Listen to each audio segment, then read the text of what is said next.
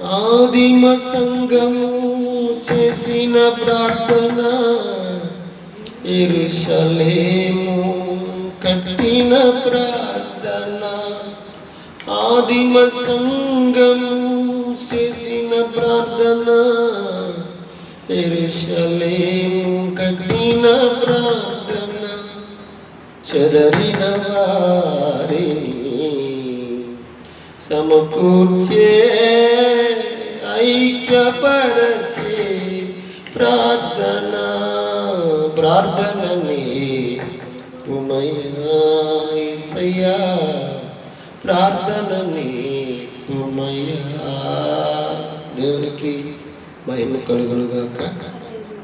ప్రార్థన అనేదంట దేవుని యొక్క ప్రణాళికలను మార్చగలిగిందంట. హల్లెలూయా. ప్రార్థన అంటే ఏంటిదంట? దేవుని యొక్క ప్రణాళికలు కూడా మార్చగలిగింది అయి ఉన్నదంట ప్రార్థన. దేవుని యొక్క శాసనాలను కూడా మార్చగలిగింది, తిరగరాయించగలిగింది ప్రార్థన అంట. హల్లెలూయా. అమ్మా, ఏంటది? ప్రార్థన. మనం ప్రార్థన చేయడానికి చాలామంది ఏం చేస్తారు? అలసిపోతారు. ఆమె మందిరానికి వెళ్తానికి అలసిపోతారు, పెళ్ళికి వెళ్ళడానికి చాలా, పనసలకి వెళ్ళడానికి అలవరు, ఉండకాడు కూర్చుని కంచంలో పెట్టుకుని తినడానికి అలసట రాదండి. మందిరానికి వెళ్ళడానికి అలసటగా ఉంటుంది. హల్లెలూయా. ప్రార్థన చేయాలంటే అలసటగా ఉంటుంది. ప్రార్థన చేయమ్మా అన్నాం అనుకో, ఏమంటారంటే మీరు చేయండి అనేవాళ్ళు ఉంటారు. హల్లెలూయా. ప్రార్థన చేయమంటే మీరు చేయండి అనేవాళ్ళు ఉంటారు అనమాట. మనం భక్తిలో ఉంటే కదా ప్రార్థన మనకు రావడానికి. భక్తిలో ఉన్న వాళ్ళకి ప్రార్థన వస్తుంది, దేవుని మీద ఆధారపడ్డ వాళ్ళకి ప్రార్థన వస్తుంది. హల్లెలూయా. నిజమే. మరి భక్తిలో ఉన్నవాడికి ప్రార్థన వస్తుంది, దేవుని మీద ఆధారపడిన వానికి ప్రార్థన వస్తుంది. దేవుని మీద ఆధారపడాలన్నా భక్తిలో ఉండాలి. భక్తిలోనికి రావాలన్నా గమనించండి, మన దగ్గర అన్ని పని చేస్తున్నప్పుడు మనం భక్తిలోనికి రాము, మన దగ్గర అన్ని పని చేస్తున్నప్పుడు కూడా ప్రార్థనలోనికి రాము, ప్రార్థనలో కూడా నిలవము. ప్రార్థన అంటే ఒప్పుకోము. ఎందుకంటే చాలామందికి ప్రార్థన టైంని బోలెడు ఫోన్లు వస్తూ ఉంటాయి, బోలంతమంది ఫ్రెండ్స్ ఇంటికి వస్తూ ఉంటారు. ఆ ఫ్రెండ్స్తో మాట్లాడాలి, ఆ ఫోన్లు వచ్చినప్పుడు ఫోన్లతో మాట్లాడాలి. ఒకవేళ పక్కన ఎక్కడైనా ప్రార్థన జరుగుతూ ఉంటే ఆ ఫోన్ మాట్లాడుకుంటే ఇబ్బందిగా ఉందనుకో, ఆ ప్రార్థన కూడా ఆటంకపరిచే వాళ్ళు కూడా ఉంటారు అన్నమాట. దేవునికి మహిమ కలుగును గాక. ఏదేమైనా మరి ప్రార్థన ఆటంకపరిచిన, ప్రార్థన మనం చేయకపోయినా, మందిరానికి వెళ్ళకపోయినా, బైబిల్ ఏమంటుందంటే మొదటి సమూయేలు గ్రంథంలో 12వ అధ్యాయంలో 24వ వచనంలో అంటున్నాడు ఆయన, ఇదిగో నేను వారి నిమిత్తము ప్రార్థన చేయకపోవడాన్ని బట్టి పాపం చేసిన వాడునయ్యాను. హల్లెలూయా. ఏమయ్యాడు ఆయన? అమ్మా,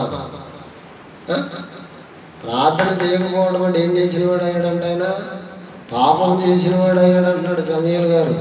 మొదటి సమూయేలు గ్రంథము 12వ అధ్యాయం 24 అంటున్నాడు, ఇదిగో నేను వారి నిమిత్తము ప్రార్థన చేయకపోవడము ఏం చేసిన అంటున్నాడంటే పాపము చేసిన వాడినై ఉన్నాను. ఆమె ఏం చేయకపోతే పాపం అంట? ఏం చేస్తే పాపం? వ్యభిచారం చేస్తే పాపమా? దొంగతనం చేస్తే పాపమా? అబద్ధములు ఆడితే పాపమా? మోసాలు చేస్తే పాపమా? నిజమే. చాలా మంది ఏమనుకుంటారంటే అబద్ధాలు ఆడితే పాపం, వ్యభిచారం చేస్తే పాపం, మోసాలు చేస్తే పాపం, ఆని కొడితే పాపం, ఈయన కొడితే పాపం. కొడితే పాపం కాదు, మోసం చేస్తే పాపం కాదు. గమనించండి, ఏం చేస్తే పాపం అన్నాడంటే ప్రార్థన చేయకపోతేనే ప్రార్థన అన్నాడంటే ప్రార్థన జరుగుతూ ఉంటే ప్రార్థనను ఆటంకపరిస్తే పాపం అవుదా? దేవుని సన్నిధి మనకు ముఖ్యమా, పౌరులు ముఖ్యమా? దేవుని సన్నిధి ముఖ్యమా, మన పనుసంలో పెళ్ళిళ్ళు ముఖ్యమా? ఒకసారి ఆలోచన చేయాలి. హల్లెలూయా. ఆమోసు గ్రంథంలో మనం చూడొచ్చు 4వ అధ్యాయంలో, వారు దేవుని మందిరములో కనబడటానికే వారిని సిద్ధపడమంటున్నాడు. సిద్ధపడాలంటే దేవుని సన్నిధికి వెళ్ళడానికి. హల్లెలూయా. ఏం చేయాలంటే దేవుని మందిరానికి వెళ్ళడానికి ఏం చేయాలంట? సిద్ధపడాలి. మన పెళ్ళికి వెళ్ళడానికి 2-3 రోజుల ముందే సిద్ధపడతా ఉంటాం. ఓ ఫంక్షన్కి వెళ్ళాలన్నా 2-3 రోజులే చేత పడుతూ ఉంటాం. ఒక హాస్పిటల్కి వెళ్ళాలన్నా ఏదైనా ఎమర్జెన్సీ వస్తే అప్పటికప్పుడు అద్దరెదురుగా తీసుకెళ్తారు. కానీ కొందరు హాస్పిటల్కి వెళ్ళాలంటే 6 రోజుల ముందు నుంచి డబ్బులు అవి సమకూర్చుకుని పెద్ద హాస్పిటల్కి వెళ్ళాలి, ఎక్స్రే తీయాలి, స్కానింగ్ చేయాలి, బ్లడ్ చెక్ చేయించుకోవాలని డబ్బులు చూసుకుని ఇప్పుడు 6 రోజుల నుంచి ముందు నుంచి కంపు వేసుకుంటూ ఉంటారు అన్నమాట, సిద్ధపడుతూ ఉంటారు. మరి దేవుడి మందిరం విషయంలో ఎందుకు అంత నిర్లక్ష్యం?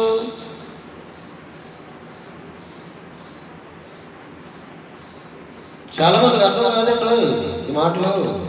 ఎప్పుడు అర్థమవుతాయంటే మన దగ్గర డబ్బు కానీ, మన దగ్గర బలం కానీ, మన దగ్గర ఉన్న వెనకాల ఉన్న మన బంధువు బలగాలు కానీ ఎవరు కూడా మనకు అక్కడికి రారు చూసారా, మన వెనకాల ఉన్నారు చూసారా, పట్టించుకొని చూసారా,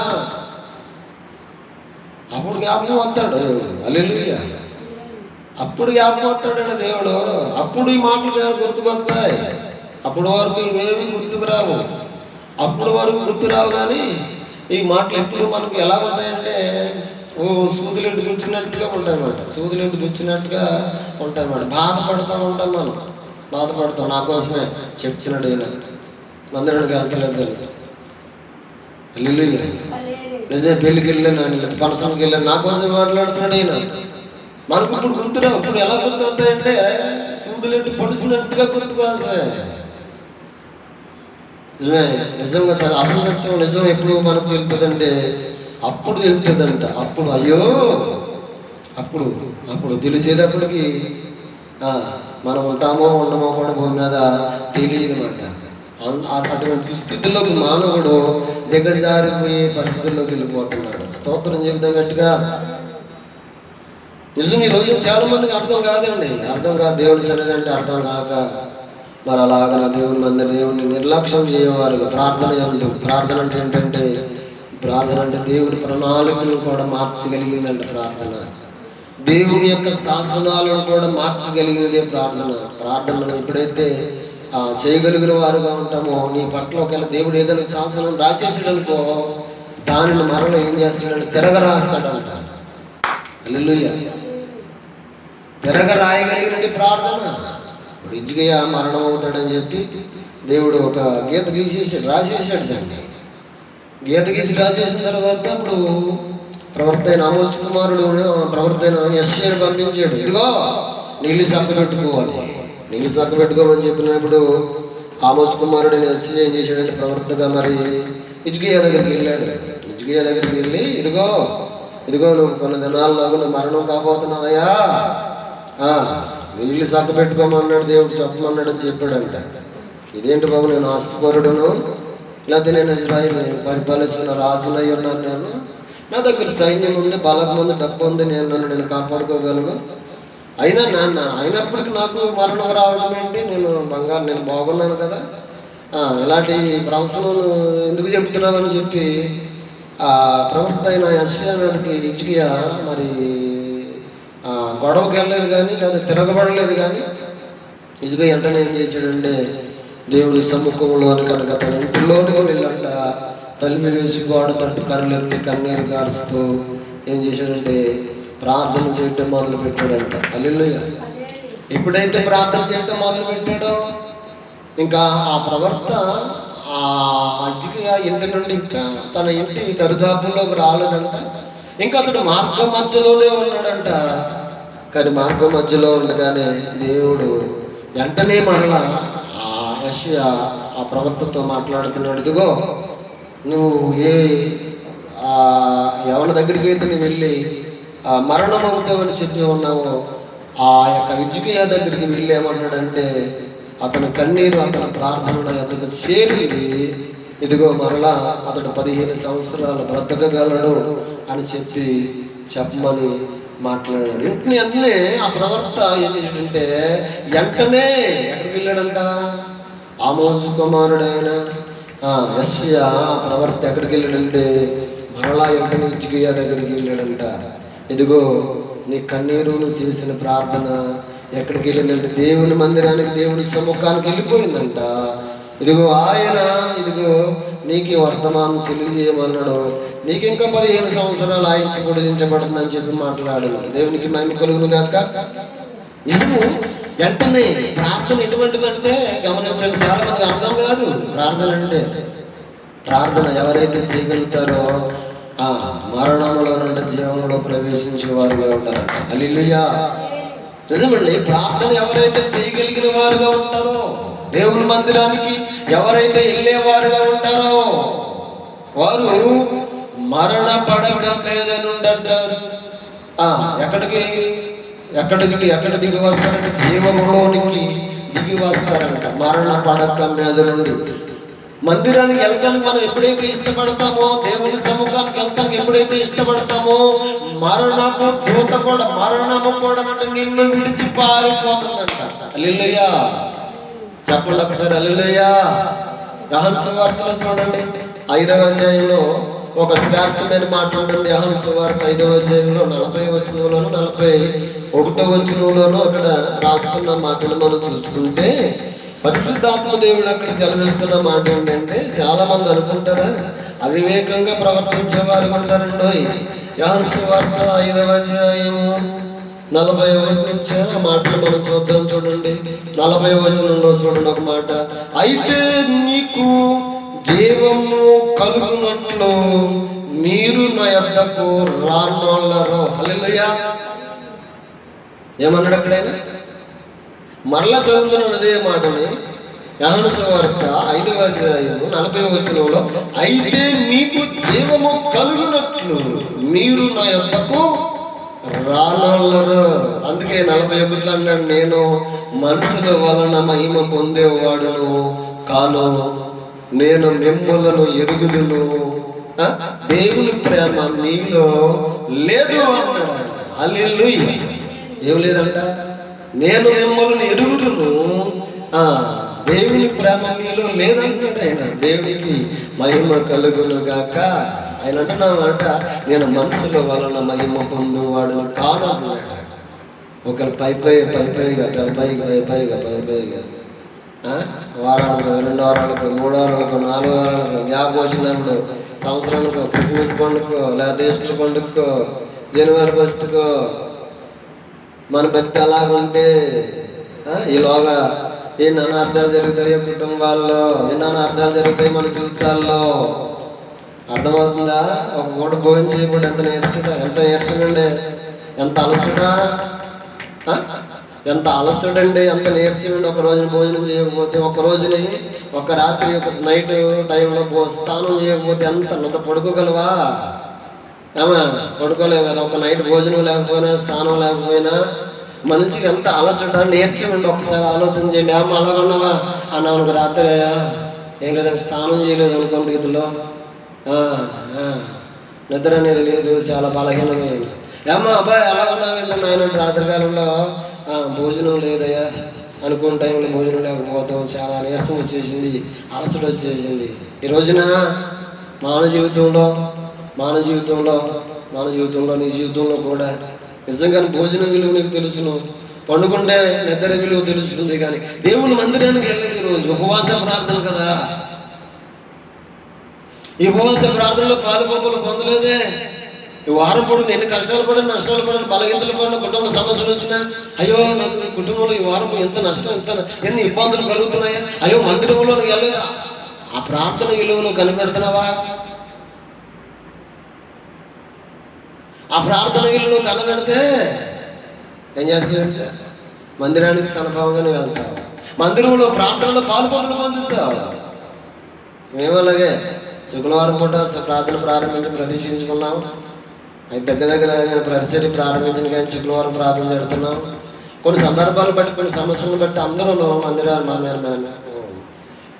బుట్టలో ఉన్న చేపలని కొందరు సేవకులు కొన్ని విధాలుగా కాపులు అని చెప్పి, మన కులం వేరు మన మతం వేరు, మాలలు చర్చికెళ్తారా మీరు అని చెప్పి కొన్ని ఇబ్బందులు పెట్టి క్యాస్ట్ ఫీలింగ్ తీసుకొచ్చితే కొందరు మన దగ్గరికి వచ్చి వాళ్ళు విడిచిపెట్టి వెళ్ళిపోయిన వాళ్ళు వెళ్ళిపోయారు. ఏమైనా మీరు వాళ్ళ మాలలు చర్చికెళ్తున్నారా అంటున్నారండి. వాళ్ళు మాకు చాలా బాధగా మాలలు చర్చి అంటారు. హల్లెలూయా. నిజమే, కొన్ని సందర్భాలను బట్టి మందిరానికి వచ్చేవాళ్ళు ఆగిపోయిన పరిస్థితుల్లో ఉన్నప్పుడు అలిపిలు రావట్లేదు కదా, ఎందుకులే మందిరం ఎందుకు, ప్రార్థన ఎందుకు, శుక్రవారం మానేద్దాం అనుకున్నా. అలా ఆ శుక్రవారం పూట పెళ్లి కలిగింది. పెళ్ళికి వెళితే మా పాస్టర్ గారు అన్నారు, ఎలాగా ఎవరు రావట్లేదు కదా పెళ్ళికి వెళ్ళిపోతామంటే పాస్టర్ గారు అన్నది. నిజమే, ఎక్కడైనా ఉంటాయి కదా కోసమే కదా, ప్రార్థన లేకపోతే ఏంటిలే అని అప్పుడు ఆ సంవత్సరంలో పెళ్ళికి వెళ్ళిపోయామండి. పెళ్ళికి వెళ్ళిపోయినప్పటికీ గమనించండి, పెళ్ళికి వెళ్ళాం, అక్కడ భోంచేయలేదు. ఆ రోజు ఉపవాసమే వస్తున్నాం, టెంట్ వెళ్ళిపోయినమాట అనుకోని రీతిలో మైండ్ అలా పని చేయాలి. సాతాను మా మీద దాడి చేసినప్పుడు చచ్చిపోవాలి అయ్యాల. ఆ రాత్రి దేవుడు మాట్లాడుతున్నాడు, మందిరాన్ని చూపించి సన్నిధిని చూపించి మాట్లాడుతున్నాడు. దేవునికి మహిమ కలుగును గాక. సన్నిధిని చూపించి మాట్లాడుతున్నాడు. అయితే ఇది మనుషుల కొరకు దేవుడు మన కొరకు నియమించి మనకు ఒక పని అప్పగించినప్పుడు, నీకు పని అప్పగించినప్పుడు నువ్వు పని అంత నిర్లక్ష్యం చేస్తావని ఒక స్వరం వినబడుతుంది. మనం ఏం చేయాలి? మనం మనుషుల వైపు చూడాలా, దేవుడి వైపు చూడాలా? ఒకప్పుడు గమనించండి, ఒక చర్చికి వెళ్తూ ఉండేవాళ్ళు, మందిరానికి వెళ్తూ ఉండేవాళ్ళు. ఒక మందిరానికి వెళ్తూ ఉంటే ఆ మందిరంలో పాస్టర్ గారు అన్నాడా, నేను మా ఆవిడ గారు ప్రార్థన చేస్తుంది, నా పిల్లలు పాటలు పాడతారు, ఇదిగో నువ్వు వస్తే కనుక కూర్చోవాలి తప్ప పాటలు పాడడానికి సమయం ఉండదు అన్నాడు కదని చెప్పి బతికిలాడు. కుదరదన్నప్పుడు కూర్చోవాలి అన్నాడు. అంతే అంటతోటే కుటుంబంలో ఉన్న అప్పులను బట్టి పరిస్థితులను బట్టి నేను పనికి వెళ్ళిపోతే ఎక్కడికో నవరాత్రం వెళ్ళిపోతే దేవుడు వదిలిపెట్టబోయినప్పటికీ కాళ్ళు పని చేయట్లా, చేతులు పని చేయట్లా, పడుకునేవాడుగా ఉన్నాను. ఆ బలంగా లేచే పరిస్థితి కాదు. 15 రోజులు అక్కడే ఉన్నాను. వాళ్ళు ఉచితంగా భోజనం పెట్టారు, అతను తీసుకొచ్చి నన్ను దింపారు. కొన్ని పరిస్థితుల్లో కొన్ని ఆలోచన, అతను కూర్చుంటే రమ్మన్నాడు కదా అని చెప్పి కూర్చుంటాకి ఇష్టపడ్డాను. కూర్చుంటాకి ఇష్టపడినప్పుడు గమనించండి, ఆ రాత్రి మర్నాడు ఆ వారం మందిరానికి కూర్చోగాలే అని వెళ్ళానమాట. ఆ రాత్రి ప్రార్థన అయిపోయింది, ఆదివారం. ఆ రాత్రి మాట్లాడుతున్నాడు ఆయన, నువ్వు అనేకులు బుద్ధి నేర్పేవాడు, బలహీనమైన చేతులు బలపరిచేవాడు, గుడిగాడు దొడ్డుల వారిని నిలబెట్టేవాడు అని స్వరం వినబడుతుంది. యోగ గ్రంథం చూపించి మాట్లాడుతున్నాడు. నాకు అర్థం కాలేదు. ఆ వాక్యాన్ని ఒక దైవజనుడు చూపిస్తే దేవుడు నిన్ను వాడుకుంటాడు అన్నాడు. ఇదేంటంటే దేవుడు నన్ను వాడుకుంటాడు, నాకేమొచ్చి అన్నాను. నిజమైన ఆయన వాడుకుంటాడు ఆయన అన్నాడు. అలాగే మరలటి వారు దేవుని మందిరానికి వెళ్ళి కూర్చున్నప్పుడు ఆ రాత్రి దేవుడు మాట్లాడుతున్నాడు, నిన్ను కూర్చుంటాకి ఏర్పాటు చేసుకున్నానా అన్నాడు. నిన్ను కూర్చుంటాగా ఏర్పాటు చేసుకున్నాడంతో నా ఒళ్ళు బగబగలాడి లేచి మంచి నీళ్ళు తగిన ప్రార్థన చేసుకున్నాను. ఆ దినము నా బైబిల్ చిరుగుకొని బైబిల్ ఆ డొక్కు సైకిల్ తీసుకుని ఒక వారం చర్చికి తిరగటం మొదలుపెట్టా. అలా తిరుగుతున్నాను. ఒక రాత్రి వచ్చి రా పని చేయమని పిలుస్తున్నాడు ఆయన. హల్లెలూయా. నిజమే, ఈ రోజున పిలిచిన దేవుడు నమ్మదగినోడు. ఎవరున్నా లేకపోయినా, ఎవరు అవసరాలకు వాడికి వదిలేసినా, ఎవరు రాకపోయినా, ఎవరు పట్టించుకోకపోయినా పిలిచిన దేవుడు నమ్మదగినోడు, అభిషేకించిన దేవుడు నమ్మదగిన దేవుడా. మనం ఆయన పని చేస్తున్నాం, ఆయన సువార్తను ప్రకటిస్తున్నాం, ఆయన నామాన్ని ఘనపరుస్తున్నాం. వదిలిపెట్టడు. యేసు ప్రభువు వారు ఈ భూలోకంలో ఆయన తల్లి గర్భం నుండి భూమి మీద ప్రవేశించినప్పుడు ఆయన కాస్త కూడా స్థలం అనేది లేదు. నిజమే, ఆయన అంటున్నాడు యోహాను సువార్త 6వ అధ్యాయంలో ఏమన్నాడు తెలిసిన తండ్రి నాకు అనుగ్రహించేవారు నా యొద్దకు వస్తారు అన్నాడు. చూడండి, యోహాను సువార్త 6వ అధ్యాయంలో ఆయన అంటున్నమాట.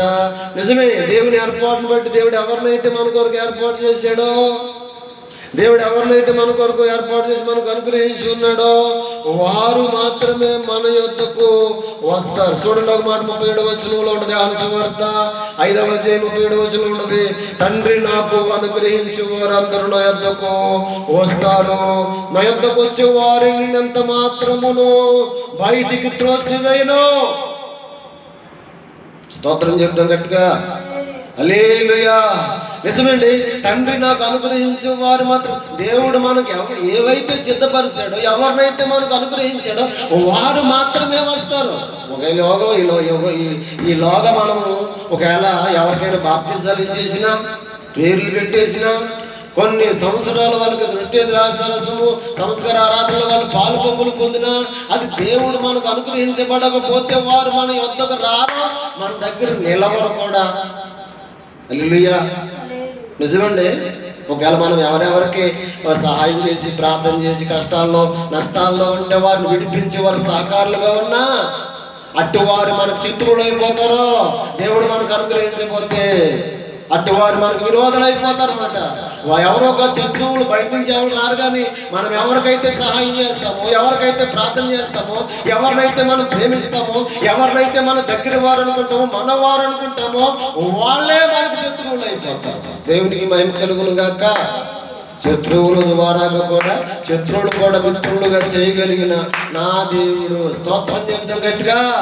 అందుకే బైబిల్ గ్రంథంలో 37వ వచనంలో, నా తండ్రి నాకు అనుగ్రహించేవారు మాత్రమే నా యొద్దకు వస్తారు, నా యొద్దకు వచ్చేవారు నేనెంత మాత్రము త్రోసివేయను. నా ఇష్టము నెరవేర్చుకునడానికి నేను రాలేదు, కానీ నన్ను పంపిన వాడిని చిత్తము నెరవేర్చడానికంట దిగి వచ్చి ఉన్నానంటున్నాడు నా యేసయ్య. స్తోత్రం చెప్తాం గట్టిగా. నిజం, మన ఇష్టం నెరవేర్చుకునడానికి కాదు, దేవుని చిత్తాన్ని నెరవేర్చటం. ఈరోజు ఈ లైవ్లో వాక్యం వింటున్నారు పిల్లలు. ఈ లైవ్ ద్వారా ఎందరైతే ఈ వాక్యాన్ని వింటున్నారో,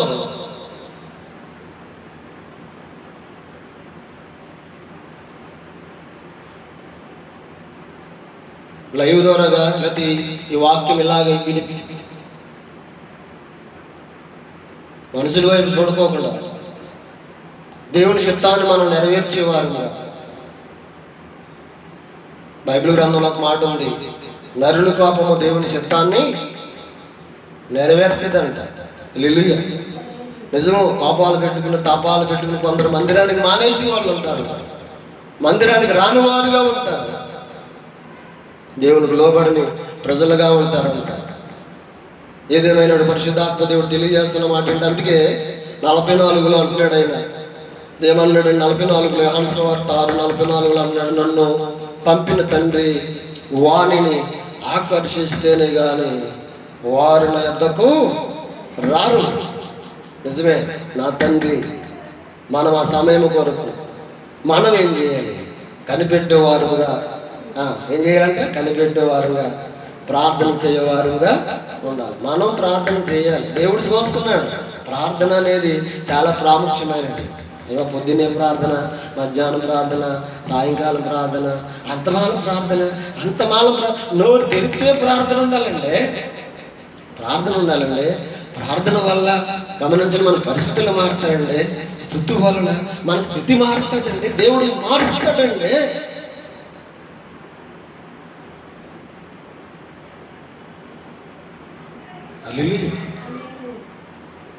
ప్రార్థన వలన మన స్థితి మారుతుందండి. స్థుతి వలన మన పరిస్థితులు మారిపోతాయి. మార్చగలిగిన దేవుడు. మనుషులు ఎవరు మన మీద మనం కటాక్షించడేమో కానీ, కనికరించడేమో కానీ, ప్రేమించడేమో కానీ, ఒకవేళ మనం బాధపడుతున్నా, ఏడుతున్నా, దుఃఖపడుతున్నాం అనుకో, మనుషులు మన పక్కవారు మనల్ని అవమానపరుస్తారండి. కానీ నువ్వు దేవుని ప్రార్థన చేస్తా మొదలెడితే, ఒక ఆమె ఆ లాయర్ గారిని హాస్పిటల్లో జాయిన్ చేసిందంట. హాస్పిటల్లో జాయిన్ చేసినప్పుడు ఆమె దగ్గర ఏమీ డబ్బులు లేవంట. అసలు జాయిన్ చేసింది. హాస్పిటల్లో జాయిన్ చేసి వైద్యం చేయాలంటే హాస్పిటల్లో ముందు డబ్బులు కట్టాలంటే 10,000 ఎంతో అడిగారు. డబ్బులు కట్టమని అడిగారంటే ఆమె, కడతానండి, కొద్ది వైద్యం మీరు ప్రారంభించండి, డబ్బులు వస్తాయి, పట్టుకొస్తారు, ఇస్తారు, ఇచ్చినన్నీ మీకు పట్టుకొచ్చి కడతాను, వైద్యం ప్రారంభించమంటే వైద్యం చేస్తున్నారంట. ఈమె ఆ పక్కనే ఆ బెడ్ పక్కనే మోకరించి ప్రార్థన చేస్తుందంట. ఈ వైద్యం చేస్తే నర్సులు ఏం చేస్తున్నారంటే ఆ ప్రార్థన చేస్తున్న ఆమె పక్కనే వెళ్తున్నారంట, తిరుగుతున్నారంట. అది ఉదయం జాయిన్ చేసిన ఉదయం మొదలుపెట్టింది, రాత్రికి వచ్చినప్పుడు రాత్రికి కూడా ప్రార్థన చేస్తుంది, మధ్యరాత్రి వచ్చింది మధ్యరాత్రికి ప్రార్థన చేస్తుంది, ఆ తెల్లవారిపోయింది తెల్లవారినప్పటికీ ప్రార్థన చేస్తుందంట. ఆ బలంగాను మధ్యాహ్నం అయింది ప్రార్థన, అలాగే 2వ రోజు కూడా అవుతుంది, వైద్యం జరుగుతుంది, ప్రార్థన ఆమె మాంటున్నారు. అప్పుడు వైద్యం చేస్తున్న ఆ నర్సులు అలాగే ఇదేంటి నిన్న ఉదయం మన మోకాలు వేసి ప్రార్థన చేయటం మొదలుపెట్టింది, ఇప్పుడు కూడా ప్రార్థన చేస్తుంది, అసలు నీళ్ళు తాగదే, భోజనం చేయదే, ఏంటి ప్రార్థనే చేస్తుందే. ఆ బలంగాను ఇంకేంటి అసలు ఏంటి ఏమి ఆలోచన ఏంటి, ప్రార్థన చేస్తే డబ్బులు వస్తాయా, డబ్బులు అడిగితే వస్తాయి అంటుంది అని ఆ బలంగా అంటుంది. నీటికి అప్పుడే 3వ రోజు వచ్చేసింది. ఏంటని వాళ్ళు ఆలోచన చేస్తున్నారంట. ఆ పలక 3వ రోజు ఇచ్చేసినందుకు అప్పటికి దగ్గరగాను హాస్పిటల్ యాజమాన్యం అక్కడ దాన్ని నడిపించే నాయకుడు వాళ్ళ అమ్మగారు యొక్క జ్ఞాపకార్థం కనుక ఆ సంవత్సరం వచ్చిందండి. ఆ రోజు వచ్చినప్పటికీ ఆ సందర్భంగాను ఆ బెడ్ మీద ఉన్న వాళ్ళ నాన్నగారు అతను చూస్తుంటే వాళ్ళ నాన్నగారు జ్ఞాపకం చూసాడంట. ఈరోజు మా నాన్నగారి యొక్క జ్ఞాపకార్థ రోజు, ఈరోజు అందరికీ భోజనాలు ఉందని ఏర్పాటు చేస్తున్నాము, అందరూ అక్కడికి రండి. ఆ సందర్భం దీని ఇంకా డబ్బులు కట్టలేదు అన్నారు కదా. ఈరోజు ఈ బెడ్ మీద ఉన్న పేషెంట్కి ఆ 8 రోజుల వైద్యం చేయించుకున్న ఆ బెడ్ మీద ఉన్న పేషెంట్ కంట వైద్యం ఫ్రీ అన్నాడంట. హల్లెలూయా, నిజమండి.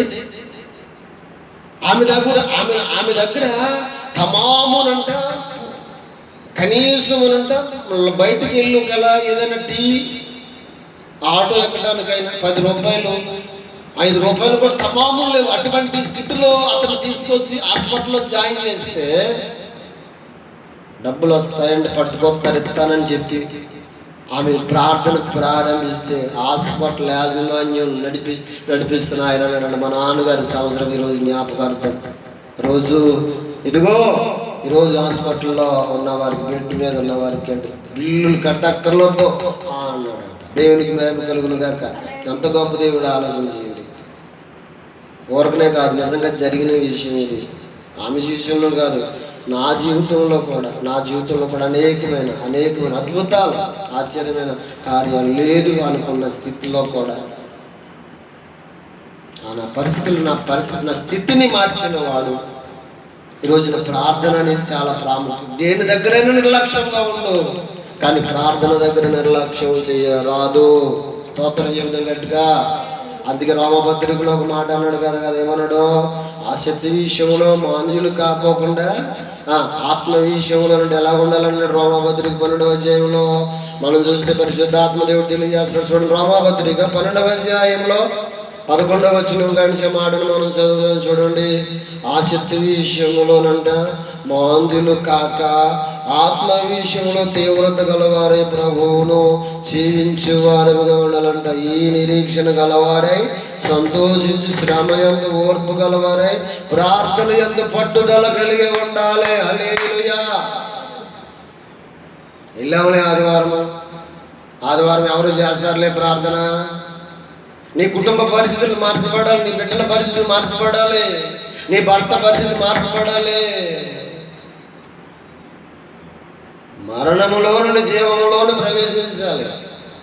ఈరోజు ఉదయం లేవగానే ప్రయాణం చేస్తే మార్గంలో బయటికి వెళ్ళిన వాళ్ళు అప్పుడు తిరిగి ఇంటికి తిరిగి వస్తున్నారు, వాళ్ళు ఏదో తెలియదు. మెదరాత్రి హై స్కూల్ కాడ రాత్రి 8-9 అవుతుంది పాపం. భార్య భర్తలు వాళ్ళ పెనుమాదం అంట పాపం, 20 సంవత్సరాలు ఉంటారంట భార్య భర్తలు. ఆ బండి స్లిప్ ఇద్దరు పడిపోయారు, ఇద్దరికి తలల పక్కలు వేసిపోయారు. భార్య భర్తలు ఇద్దరు కూడా రక్త కొల్లో ఉండిపోయారు. హల్లెలూయా, నిజమండి. రక్త కొల్లు అయిపోయింది, తలంతా రక్తం ఒడ్డంతా. రాత్రి కాదు, మెదరాత్రి జరిగిన హై స్కూల్ కాడ జరిగింది భయంకరమైన. బయటికి వెళ్తే లోపల మళ్ళీ ఇంటికి తిరిగి వస్తామో లేదో తెలియదండి. నీతో వచ్చేది డబ్బు కాదు, నీతో వచ్చేది నీ బంధువులు కాదు, నీతో వచ్చేది నీ బలగం కాదు, నీతో వచ్చేది ప్రార్థనే. ఎక్కడికి వెళ్ళినా ప్రార్థన. అందుకే బైబిల్ అంటున్నాడు, పరిశుద్ధాత్మ దేవుడు ఏమన్నాడంటే, ఆ శక్తి విషయంలో మాంద్యులు కాకోకుండా ఆత్మ విషయంలో తీవ్రత గలవారే ప్రభువును సేవించాలి. నిరీక్షణ గలవారే సంతోషించు శ్రమయందు ఓర్పు గలవారు ప్రార్థన యందు పట్టుదల కలిగి. అక్కడ ఎవడు చచ్చిపోతే తీసుకెళ్ళన్నాడంట, దినానికి రానున్నాడంట, పెళ్లికి రానున్నాడంట. వత్త ఉండి బాబా మేము లేదని పెళ్లి చచ్చిపోతే రానంటారు బాబా మా చీల సమాజం వల్ల అన్నది ఒక ఆమె. మరి ఏం చేయమంటామా? రాను బాబా, అక్కడికి వెళ్తాను బాబా అన్నారు. కాలు పుల్లడిపోతే ప్రార్థన చేస్తే తగ్గిపోయింది. అలా ఎవరు చీల సమాజం వాళ్ళు వద్దన్నారంటే మానేసిందంతే. 3 నెలలు 2 నెలలు రాకోకుండా చచ్చిపోతే మనం మనం చచ్చిపోతే తీసుకెళ్తారని చూస్తారు తప్ప మనం బతకాలని కోరిక. పెళ్లి చేయరంట, పెళ్లి చేయకపోతే పిల్లలు చేయలేండి. ఎవరికి ఇచ్చిన డబ్బులు పెళ్లి చేసిన డబ్బు తీసుకోడా? బయటోడే తక్కువ తీసుకుంటాడు.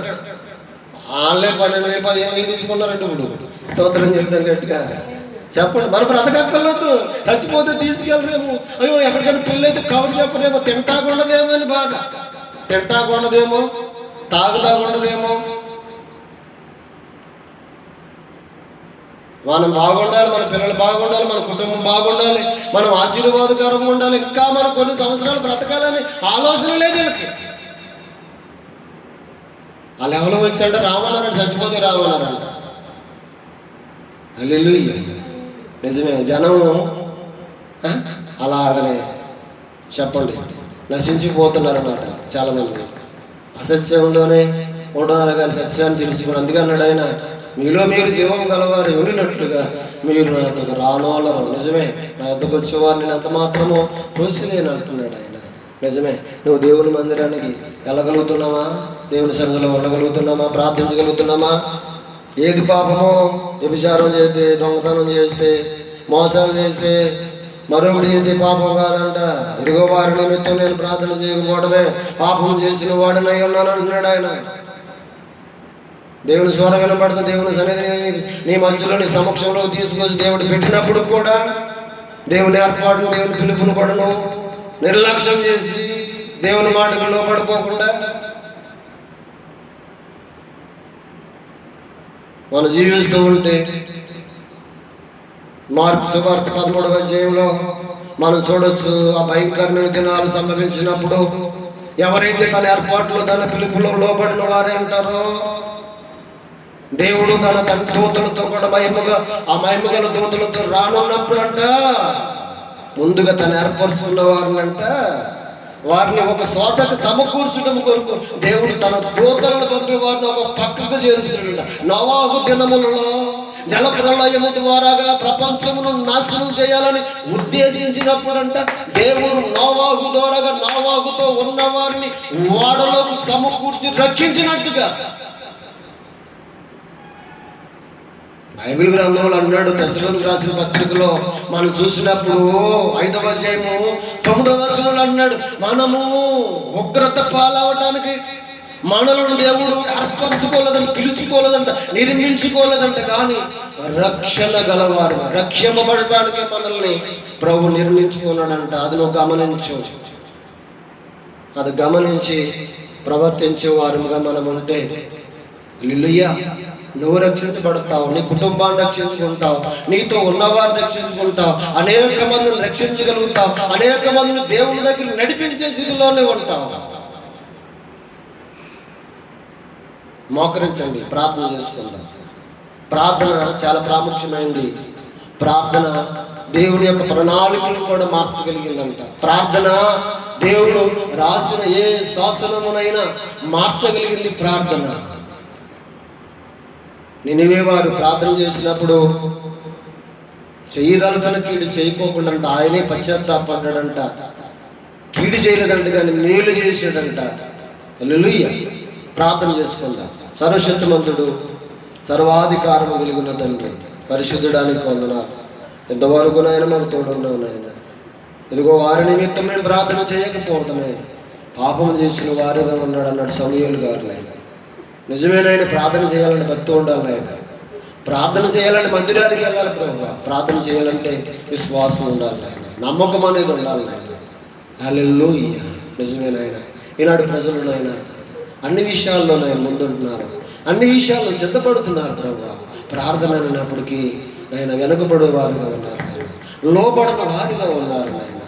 ఏదేమైనప్పటికీ నీ సేవకుడిగా నాయన ఒంటిగా నాయన ఉన్నాను. భార్య నాయన ఇదిగో నీ ఆశ్రయాలతో కలిసి ఇదిగో నీ సన్నిధిలో నాయన కొద్దిమందిగా మేము చేరి ప్రార్థన చేస్తున్నాం నాయన. మేము ఎంతమంది ఉన్నామనేది, ఎందరున్నామనేది, సమూహాలుగా ఉన్నామనేది నువ్వు ఎరుగున్న దేవుడు నాయన. ఈ చిన్న ప్రార్థన మీరు ఆలకించి ఈ ప్రార్థన స్థలాన్ని, ఆవరణాలను బలపరిచి అనేక మంది సమూహాలుగా ఈ స్థలంలో మీకు నడిపించబడటానికి కృపనివ్వండి. చేరి బిడ్డలందరినీ బలపరచండి.